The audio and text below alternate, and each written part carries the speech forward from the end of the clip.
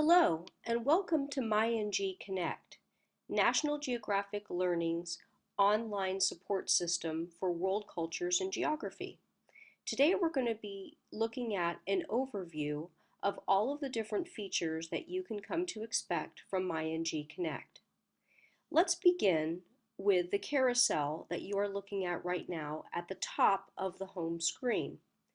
This carousel houses all of your modular teacher's editions that you will be using for the program. As you use the arrow keys on either side of the carousel, you will be able to quickly find and select any of the teacher's editions that you would want to use. Let's click on the Teacher's e-edition for South Asia. When I do this, it immediately will bring up the Teacher's Edition, and on the left-hand side of the screen, it allows me to go to any particular page or chapter that I need to start using in the classroom. So for example, if I wanted to go to the unit opener for Unit 9, I would simply click on the Unit 9 opener and then go to the immediate page that follows. What's nice about this program is that you can look at the program from a single or dual page layout. If I select the double page layout, it will simply show what you are looking at in the printed version of the textbook in class.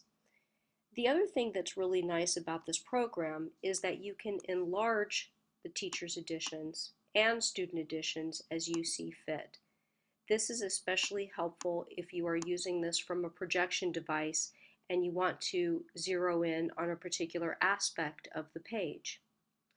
You can also go to different pages simply by going to the bottom of the screen and locating the page box that allows you to scroll to the following page or to type in whatever pages you are looking for. So if I did that here, you would see that it would take me immediately to pages 468 and 469. One of the features of the Teacher's e-edition is that you can go to some of the aspects up here and do different things with the page. For example, if I click on the highlighting feature, I can use that highlighter to focus and highlight on key aspects of a page.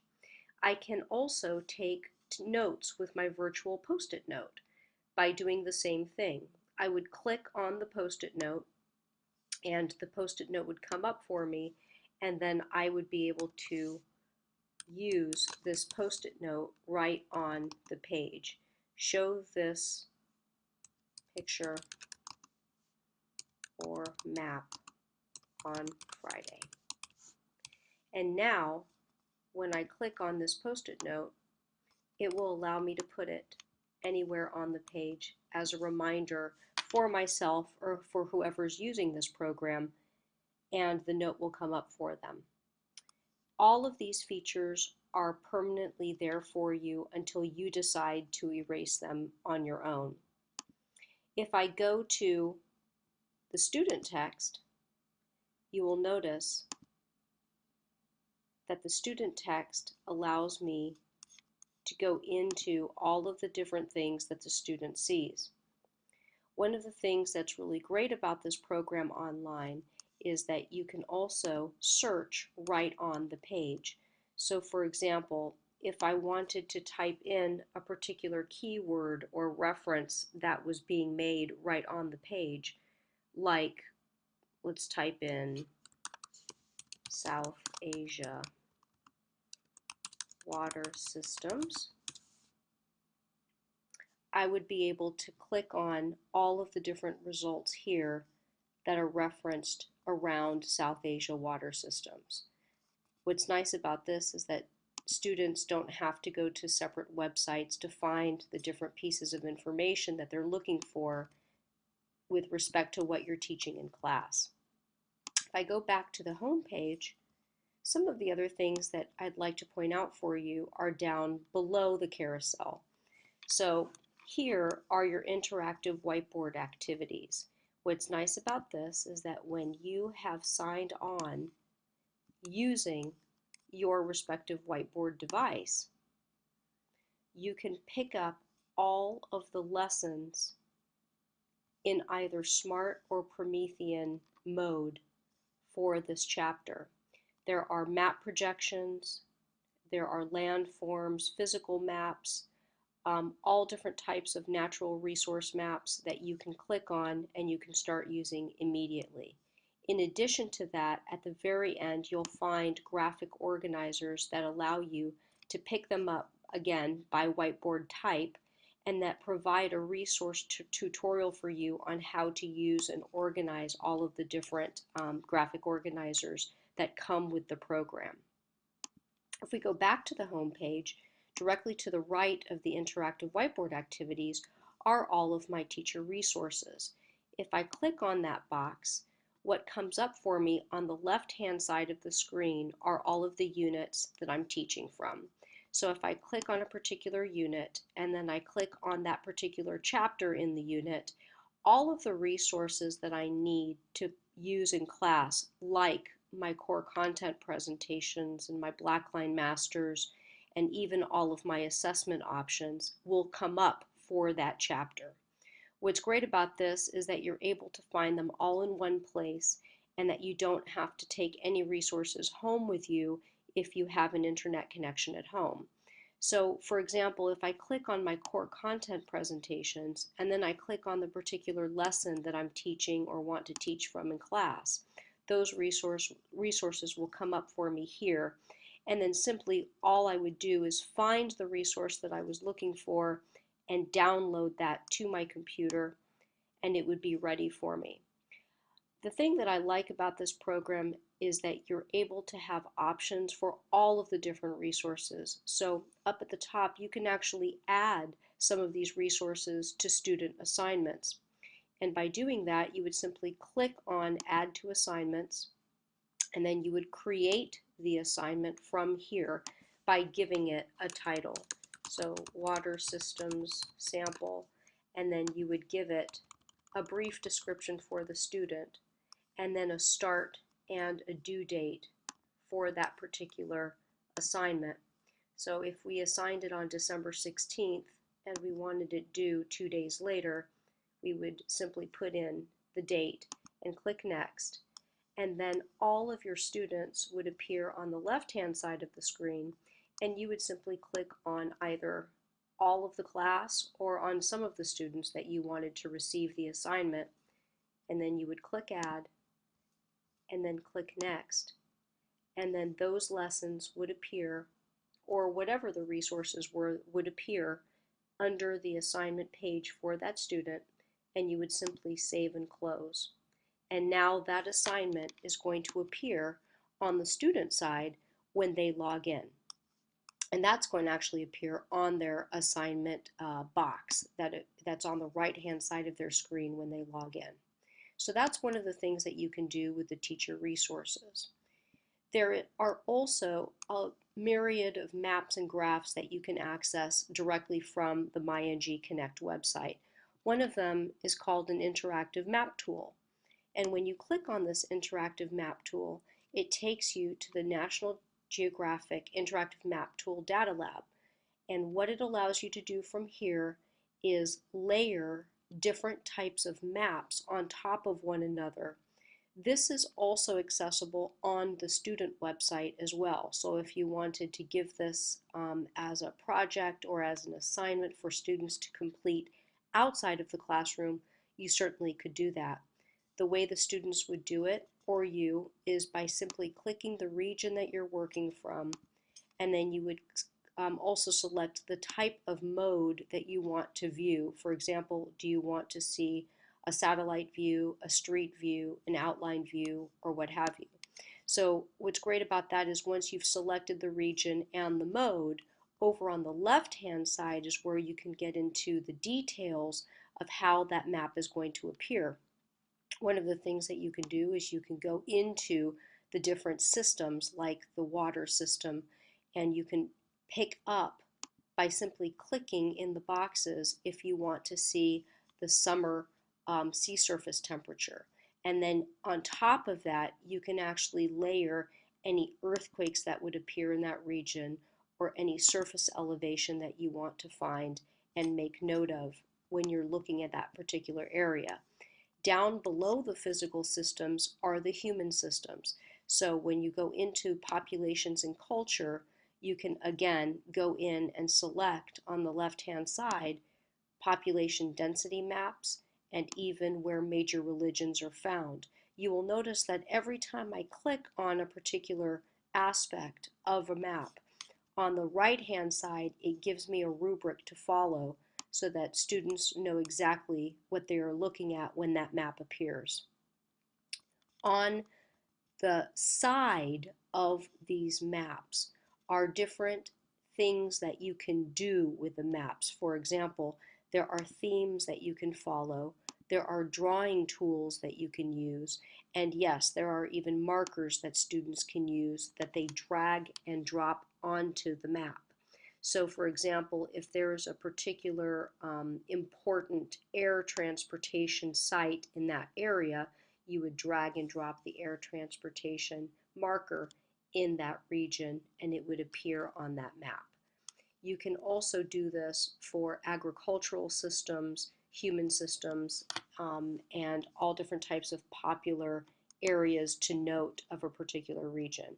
So that, in a nutshell, is how you would explore a region using our interactive map tool. Once you've created all of this, this information on a map, you can download the map here and save your work by giving your map a name. And you can either save it onto your computer or you can actually email it to anybody that you wish. Directly below the interactive map tool is the World Atlas, graphs, and outline maps. These are all used in conjunction with the different units of instruction. So for example, when I go into Unit 2, you will notice that all of the maps that I will be using and graphs for that particular unit will pop up. All of them are identified by lesson. So the chapter is on the left-hand side, and then the particular lesson that they appear on or that you would be using it in conjunction with appears directly before the title of the graph. When you go back up to the home page, you will notice that once we've exited the map and graph section, there's what's called a digital library. The digital library is an excellent place to pick up different visual connections that you want to make to a unit. So for example, you can actually narrow your search type by going into this search bar here and click on video clips, photography pieces, and yes, even the graphs that I just showed you and charts are located all in the digital library as well. So for example, if I pick up a geo video here, and I pick it up for, let's say, a particular unit like South Asia, when I click go, it will pop up for me here. Now, I have the same options for the videos that I do with the Blackline Masters and different informal assessment options. I can add it to an assignment, or I can directly add it to a lesson planner, or I can actually play it from here if I wanted to, and I could make it full screen. What's nice about these videos is that they do have a captions on and off feature so that you can use the closed captioning for students that might need that auditory reinforcement. So that's where the digital library videos are found. What's nice about that too is that you can also pick up pieces from the photo gallery that make your lesson very interesting. So for example, here we are again in South Asia, and perhaps you may have been talking about animals that are indigenous to that particular area, like the snow leopard. You could pick up a picture of a snow leopard here in the digital library, and again, like we talked about earlier, add it to an assignment, add it to your lesson planner, or just download it and use it in a different way later on in class. All of the resources have a caption and a brief description of what the student or you are looking at when you pick up that particular piece. If you don't want to pick up your search by resource type, you can certainly just type in the particular unit you're working out of and click go, and it will pick up all of the different pieces, whether it's a digital clip or it's a photography piece for that particular unit. So here we are back at the home page, and I want to begin creating lessons for my unit. So if I go into the lesson planner by clicking on the lesson planner, up the top, it allows me to create new lesson plans every time I'm ready to start a particular unit. So here I'm going to type in Unit 9 Sample, and I'm going to give it a start date of Monday, December 16th.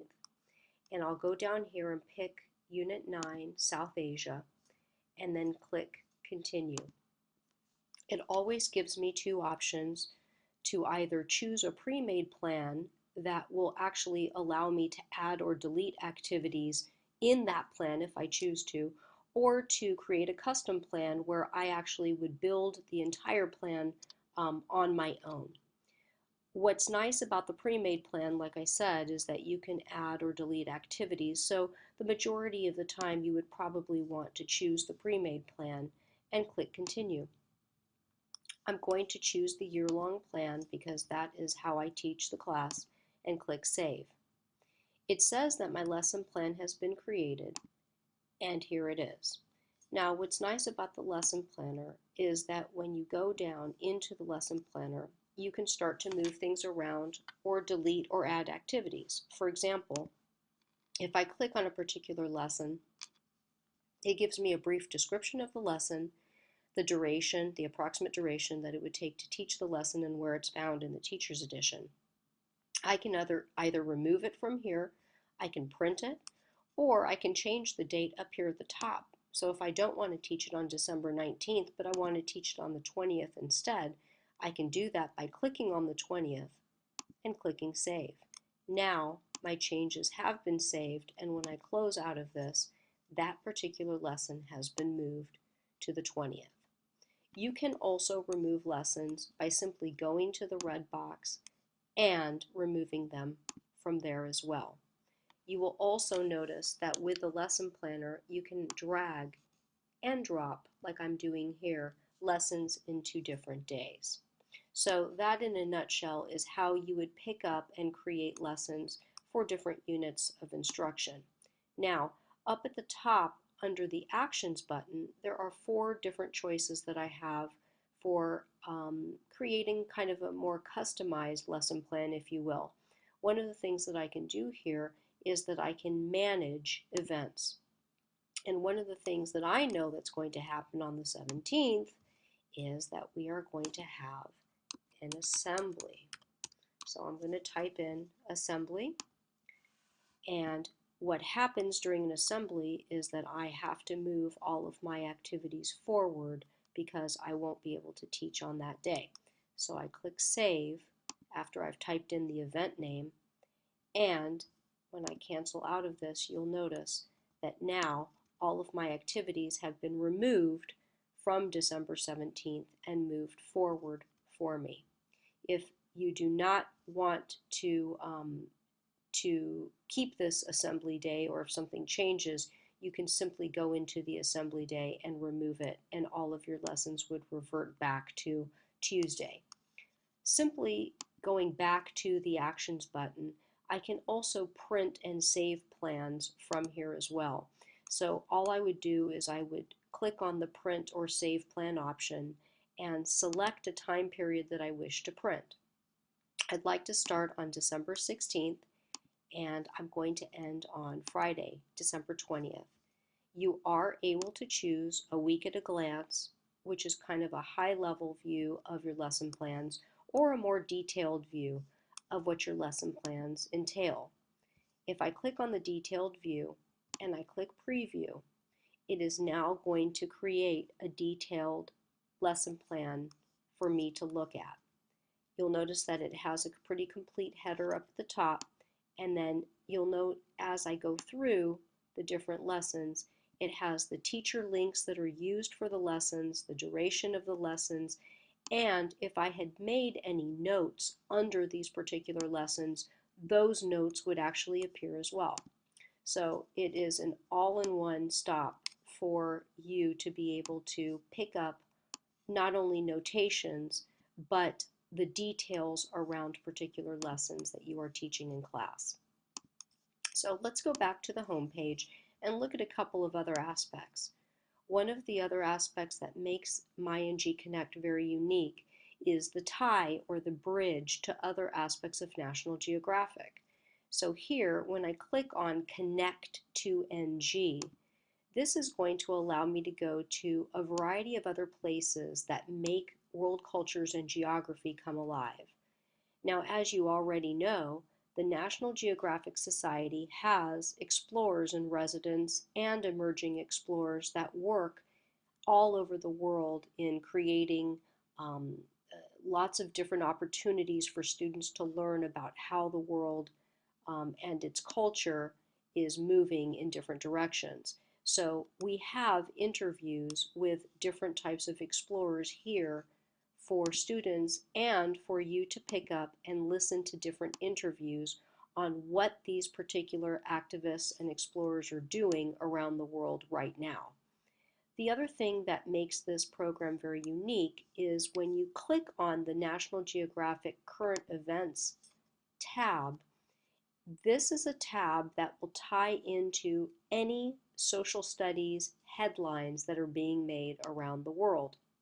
So for example, if you were talking about something that was going on in Tibet, you could go onto this particular page and you could type in either Tibet on the search page on the search tab, or you could go down here and find different aspects or events that are going on in Tibet.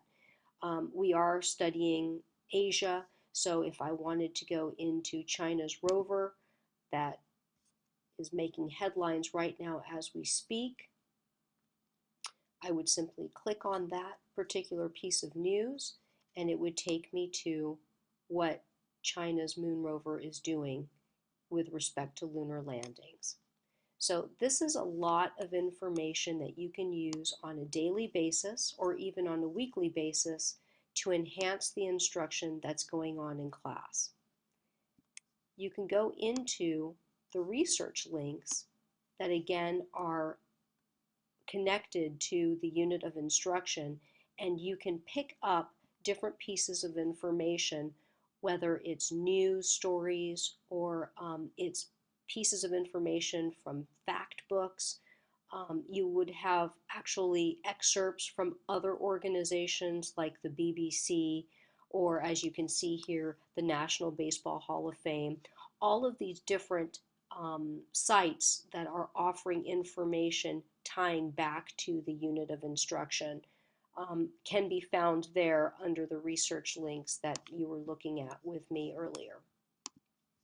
So as we scroll down, you'll notice that the assignments page is where we went a little bit earlier, but you can also go directly to the assignments page here by clicking on assignments directly on that home page. The other thing that you can do here is you can go to the core content presentations that you also were able to find in that same place, the teacher resources box. You can simply click on it right here.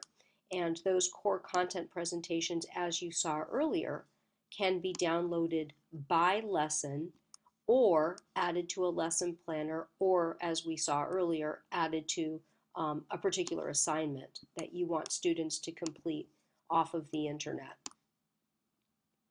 When you are managing your classes and managing all of the students and the different activities that students are doing in class, you would simply click on the class management tab, and that would allow you to go in and excuse me, add students, delete students, and even add assessment assignments for students online.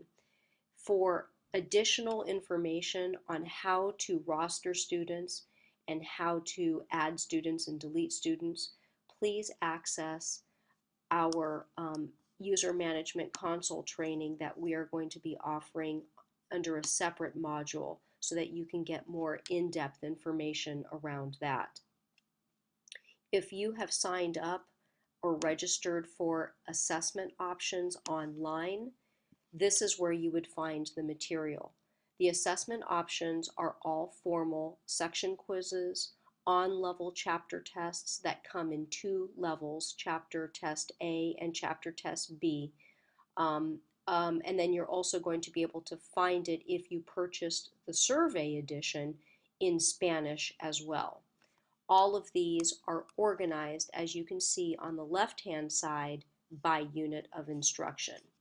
So this is where you would be able to find the formal assessment, is under the assessment tab here.